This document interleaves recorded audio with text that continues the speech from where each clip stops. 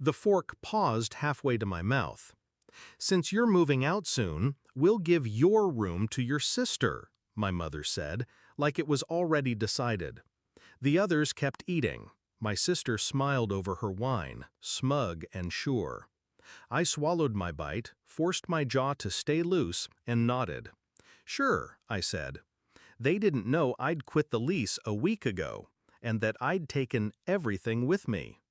Backstory: the illusion of family. For most of my life, my place in that house was a role, not a room. Provider, peacemaker, the one who paid on time and asked for nothing. After my father left, I covered the rent so my mother wouldn't have to move. I handled repairs, bills, even groceries. It wasn't generosity anymore, it was expectation. I used to believe they appreciated it. That was before I overheard my sister tell her friend she couldn't wait for me to finally get out of the way. The first sign. It started with little things. My laundry accidentally ending up in garbage bags. My groceries disappearing overnight. The bathroom shelf I'd paid for cleared to make room for my sister's endless beauty products. When I confronted my mother, she just shrugged. "You're too sensitive." But the moment that sealed it came 2 weeks ago. I came home early and heard them in the kitchen. My mother, my sister, her boyfriend, laughing. "Once she's gone, we'll repaint the walls. Might even knock out the closet for more space," my mother said. They were talking about my room, like I was already gone. The decision. I didn't say a word. I didn't argue, because anger only feeds them. Instead, I smiled that night in my own bed, looking at the walls they thought they'd inherit. I'd worked too hard to furnish this space. Every piece was mine. Every lamp, every shelf, every appliance in the kitchen I'd bought because they couldn't afford it. And suddenly, I knew exactly what I was going to do. The plan. First, I called the landlord. The lease was in my name.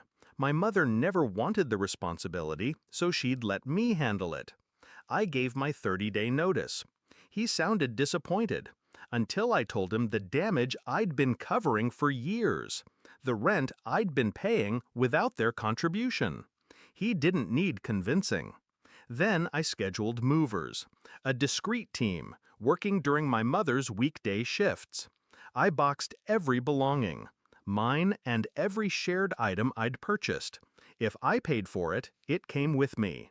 The stainless steel toaster, the washing machine, the dining table they bragged about to guests.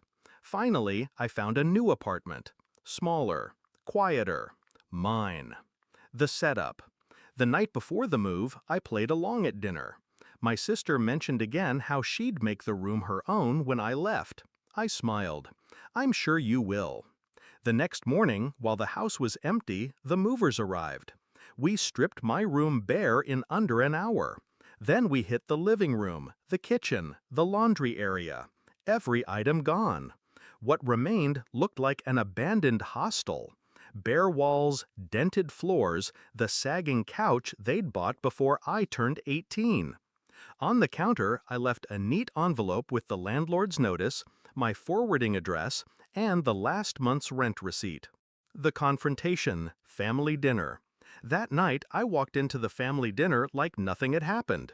I'd timed it perfectly. My mother had come home late from work, too tired to notice the empty spaces before we left. Halfway through the meal, she dropped her little bomb. "Since you're moving out soon, we'll give your room to your sister." I sipped my water. "You should check the house when you get back," I said casually. She frowned, not understanding. My sister rolled her eyes, thinking I was being dramatic again. The realization. We didn't speak much the rest of the dinner, but I'll never forget the moment we returned. The door opened. Silence. The echo of shoes on bare floors. "Where's the table?" my sister asked.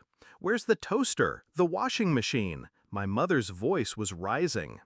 I leaned in the doorway of my empty room. "Oh, I forgot to mention," I said softly. "I ended the lease last week. Everything I bought is in my new place." Her face drained. My sister's mouth opened, closed, opened again, like a fish gasping for air. The aftermath. They called me selfish. They said I'd left them with nothing. I reminded them that's exactly what they'd intended to leave me with. Then I handed my mother the envelope with the landlord's notice. "You have 30 days," I said. "Good luck." And I left. Not a slam, not a scream, just the sound of my footsteps fading down the hall. Reflection. People think revenge has to be loud to be satisfying. It doesn't. Sometimes the quietest moves hit the hardest. They wanted my room. They got the whole house instead. Empty, echoing, and slipping out from under them. I ate alone that night in